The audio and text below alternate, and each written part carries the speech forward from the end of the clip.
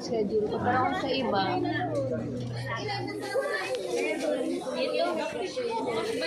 yung mga mga listahan ng medical mission libre. Libre po yung medical mission. Yan mga foreigner. Ito galing sa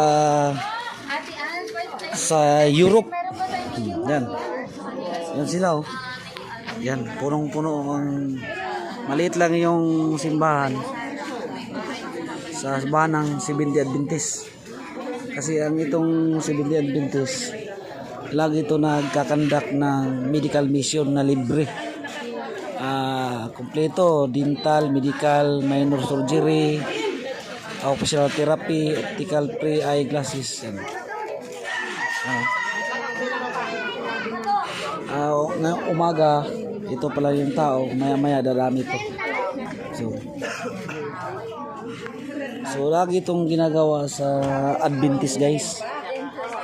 Yan talaga ang ng Adventist na tumutulong sa mga ating mga kababayan na walang bayad kundi libre.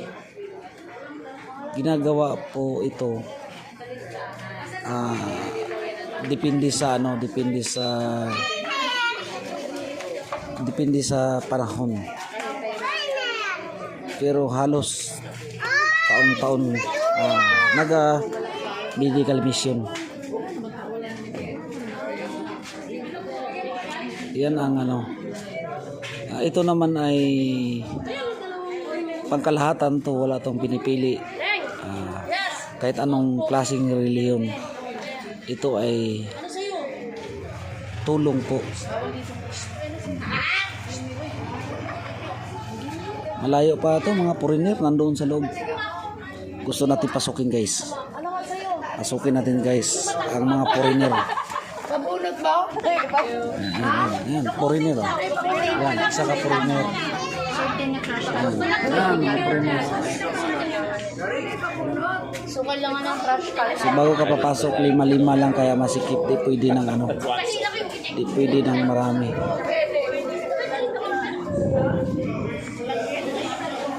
Di pwede ng marami. So, dito lang tayo lalabas. Ito yung mga namin, mga sekretary, mga gwapa-gwapo.